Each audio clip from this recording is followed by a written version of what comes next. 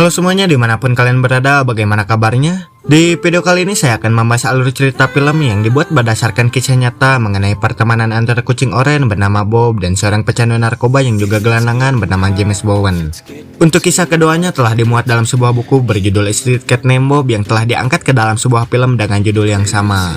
Nah, dan untuk pemerannya sendiri nih, Luke Treadway berperan sebagai si James, sedangkan kucing oranye diperankan langsung sama si Bobnya. Dan untuk rating IMDb-nya sendiri, film Street Cat Named Bob yang dirilis pada tahun 2016 ini memiliki rating IMDb yang baik, yaitu sebesar 7,4. Oke, untuk mempersingkat durasi dan tanpa banyak basa-basi lagi, hiraukan suara jeleknya, nikmati alur ceritanya, dan langsung saja ke rangkuman filmnya.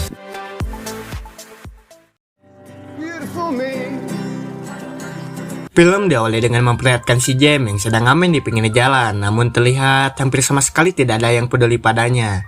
Di malam harinya, James juga tidur di mana saja, bahkan ia juga sudah terbiasa dihina dan diusir sama si pemilik tempat. Bahkan di sini juga diperlihatkan dia tak pernah dipandang layak sama orang lain.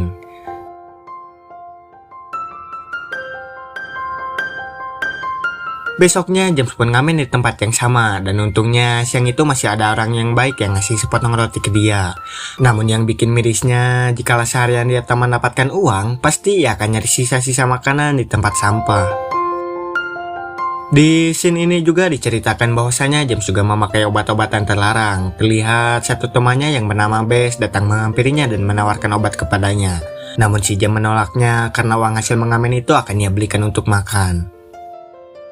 Tiba di sebuah kedai, ia pun memesan makanan, namun waktu itu uangnya kurang dan ia pun berniat untuk membayarnya dengan menyanyikan satu lagu untuk membayar kekurangannya.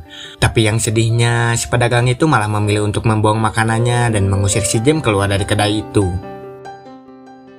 Ketika dia lagi nyari tempat untuk tidur, tiba-tiba ia ketemu Bess lagi dan menyuruhnya untuk masuk ke mobil. Katanya si pemilik mobil itu lupa menguncinya, dan Bess juga ngasih si James obat-obatan terlarang. Alhasil ia pun memakai obat tersebut, dan di pagi harinya si pemilik mobil itu datang. Ternyata si James hampir overdosis dan akhirnya ia pun dibawa ke rumah sakit. Singkat cerita, sesudah kejadian itu ia pun berniat taubat dan tak mengonsumsi barang haram tersebut dengan mengikuti program rehabilitasi yang dibantu oleh Dr. Paul. Ia disuruh untuk meminum metadon setiap harinya di salah satu apotek rujukan untuk menghilangkan rasa kecanduannya memakai obat-obatan terlarang. Di sini Paul juga bantu mencarikan tempat tinggal untuk James ke dinas sosial. Ya, walaupun agak susah untuk mintanya, tapi Paul berhasil mendapatkannya. His methadone is out, period. He won't.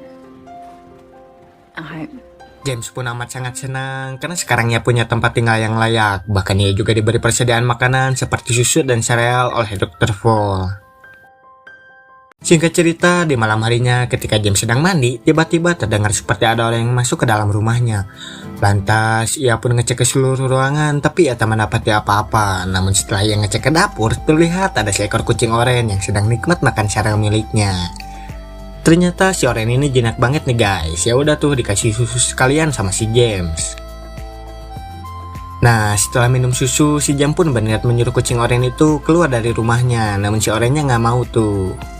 Dan untuk para pecinta kucing, pastinya udah pada tahu karakter kucing yang satu ini nih. Akhirnya si oranye ini ngikut tidur di kasur juga di sebelahnya si James.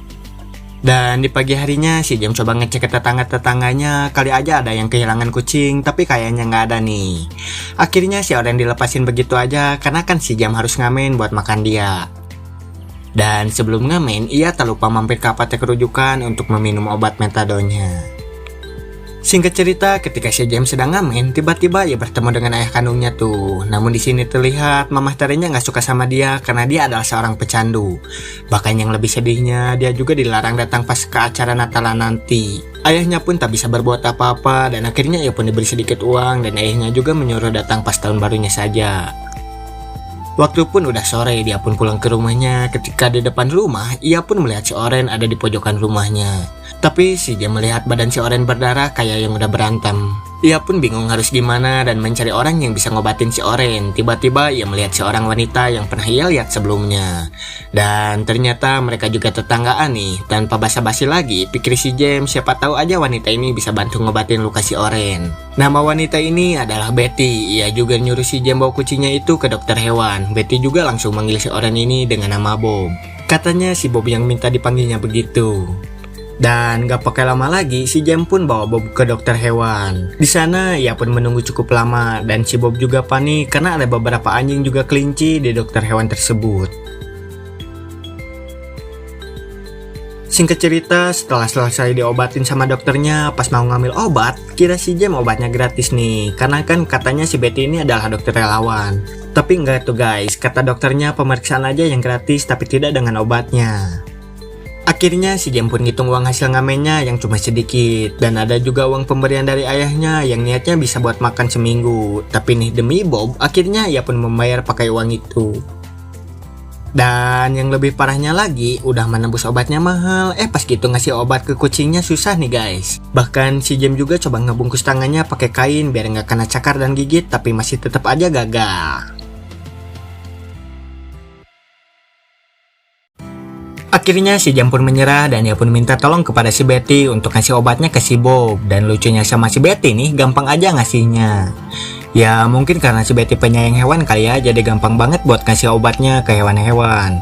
Abis itu si Betty pun nyuruh si James buat ngebiri si Bob. Katanya kalau dikebiri si Bob juga bisa lebih aman kalau dilepas liar dan gak akan kawin sembarangan.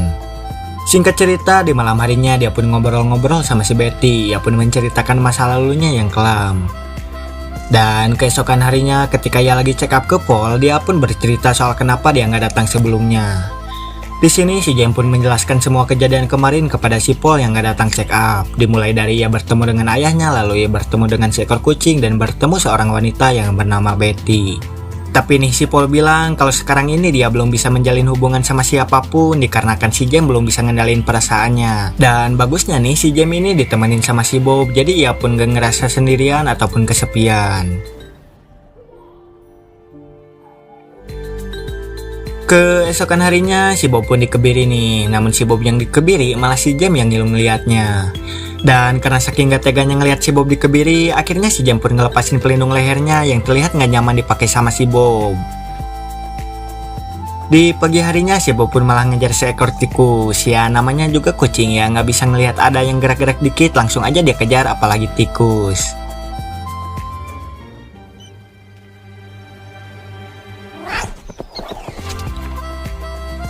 Singkat cerita, ketika si James mau berangkat ngamen, si Bob pun disuruh main di luar. Namun kubangornya si Bob, ia pun ngikut si James.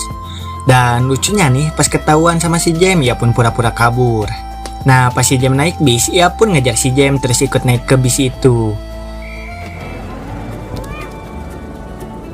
Dan akhirnya si Bob pun nemuin si James di lantai 2 bus. Karena udah tanggung, akhirnya ia pun diajak ikut ngamen. Dan baiknya nih, konekturnya juga ngasih seutas tali sepatu buat si Bob biar nggak kabur nantinya. Karena kelamaan kalau harus nungguin si Bob jalannya, akhirnya si Bob pun disuruh naik ke pundaknya si James. Dan si Bob pun langsung naik ke pundaknya.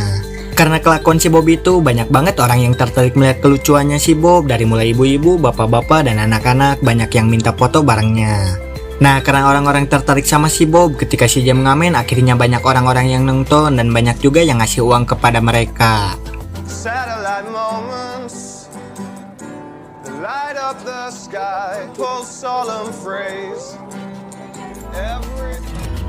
Singkat cerita, ketika sedang hitung uang hasil ngamennya, tiba-tiba ada seorang ibu-ibu datang menghampiri mereka. Dia bilang bahwasannya si Bob mirip kucing oranye yang sudah meninggal karena sebuah penyakit.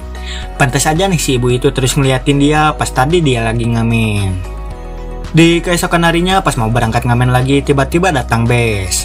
Dan dikarenakan si James udah gak mau berurusan lagi sama teman-teman pecandunya itu, akhirnya ia pun tidak menggubrisnya dan menyuruhnya pergi dari hadapannya. Namun di sini si Bes mau minta tolong sama si James buat memberikan sedikit uang untuk makannya dia, dikarenakan ia tak punya uang sama sekali. Dan karena merasa iba melihatnya, akhirnya si James pun ngasih uang ke Bes dengan syarat ia tak boleh menemuinya lagi. Singkat cerita, makin hari makin ramai aja nih yang nonton dia sama si Bob. Bahkan di sini uang yang terkumpulnya juga lumayan banyak, bukan hanya recehan yang dia dapat sekarang. Setelah selesai ngamen, ibu-ibu yang kemarin datang lagi nih, ia ngasih makanan kaleng sama sel buat si Bob. Di malam harinya si Betty juga ngajak makan bareng si James di rumahnya. Di sana mereka pun ngobrol berdua, dan ketika si James nanya pertanyaan tentang kehidupannya, si Betty pun mengalihkan pembicaraan kayak yang ada disembunyikan. Karena hasil ngamennya itu, si James juga sekarang bisa beli beberapa makanan kaleng buat si Bob. Dan tak lupa juga ia beli bunga buat si Betty. Singkat cerita, pas di jalan pulang, tiba-tiba ia melihat seseorang tergeletak di sebuah anak tangga. Akhirnya ia pun menghampirinya untuk mengeceknya. Dan ternyata itu adalah si Bess yang overdosis. Karena kasihan, akhirnya si Betty pun ngasih napas buatan untuk si Bess sampai akhirnya ambulan pun datang.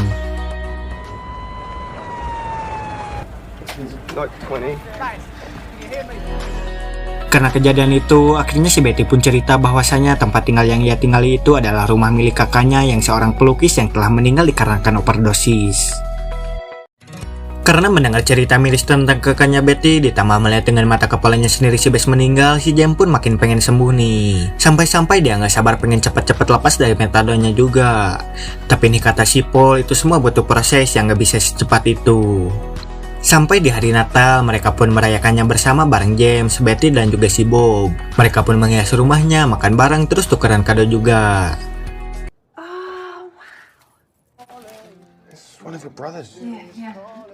Pada waktu malam tahun barunya juga, si James datang ke rumah ayahnya dan tak lupa ia juga bawa si Bob. Tapi sesampainya di sana malah jadi bikin kacau dikarenakan si Bob kabur ketakutan di rumah itu. Ya mungkin karena asing kali ya, dan banyak juga orang di sana. Ada adik tiri si James juga yang masih kecil.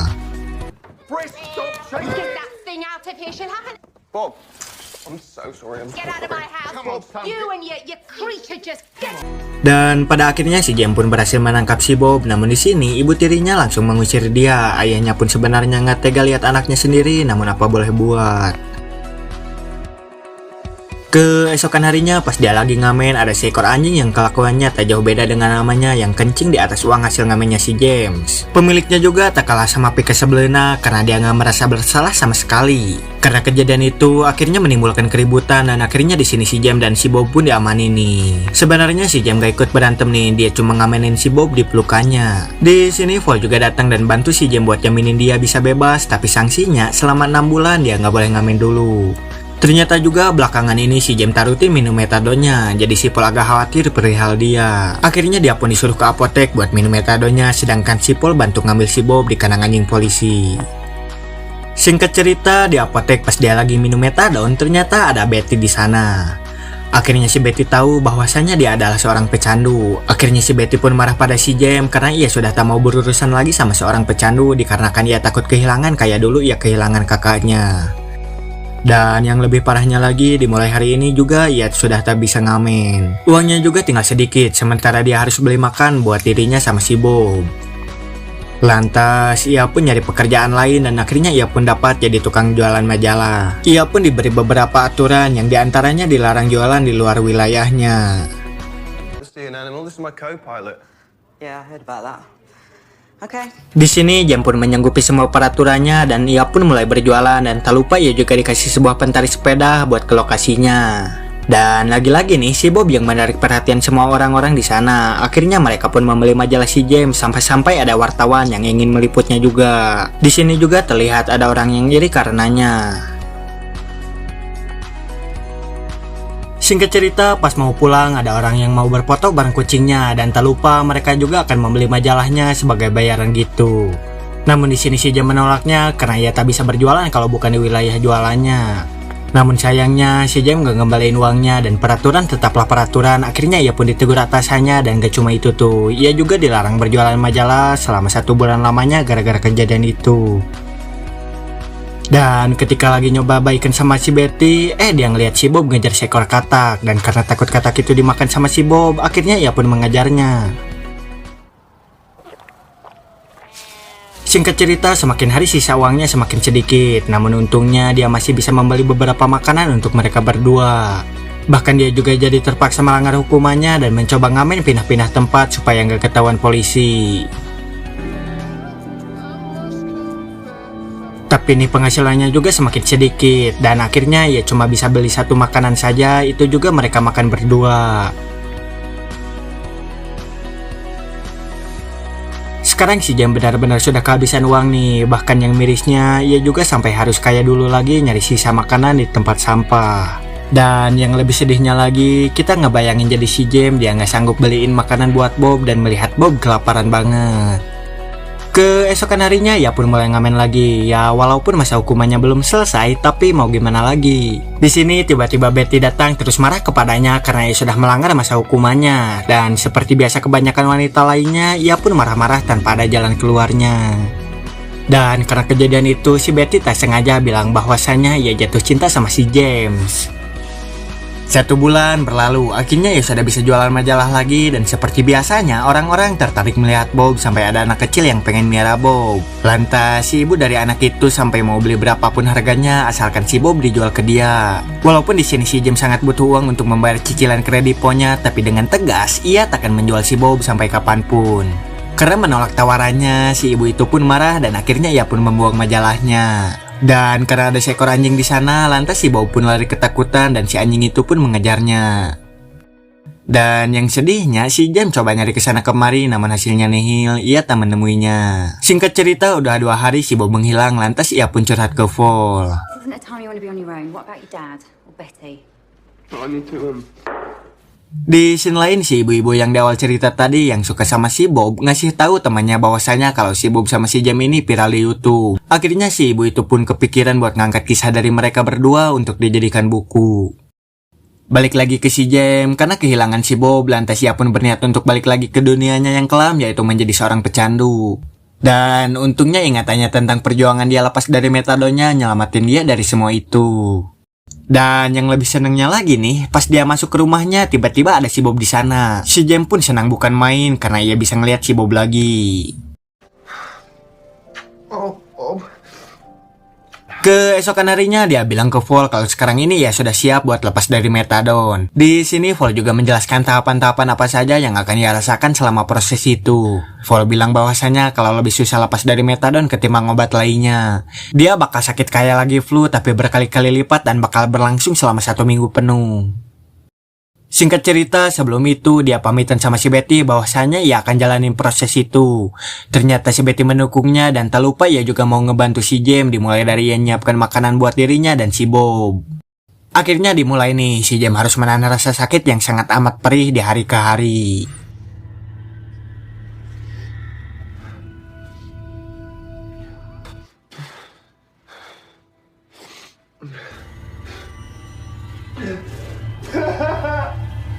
Untungnya ada si Bob yang selalu nemenin dia. Singkat cerita akhirnya proses itu lewat dan si James pun berhasil sembuh. Singkat cerita di sini dia tahu bahwasannya si Betty mau balik ke rumah orang tuanya. Tapi di sini Betty ngasih alamat rumah orang tuanya dan juga nomor teleponnya. Betty juga seneng kalau sekarang si James ini sudah sembuh.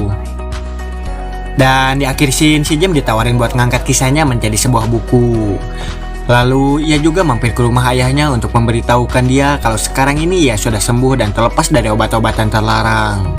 Ayahnya juga ternyata selama ini gak ada niat buat nelantarin dia. Ayahnya cuma malu karena merasa gagal menjadi seorang ayah yang mendidik anaknya. Ayahnya juga sekarang jadi berani ngakuin si James anaknya ke istrinya itu. And my grandson.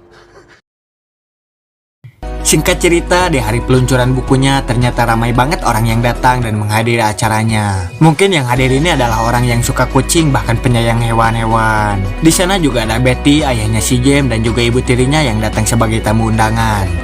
Di akhir scene juga diperlihatkan Jamie yang asli meminta tanda tangan kepada aktor si James.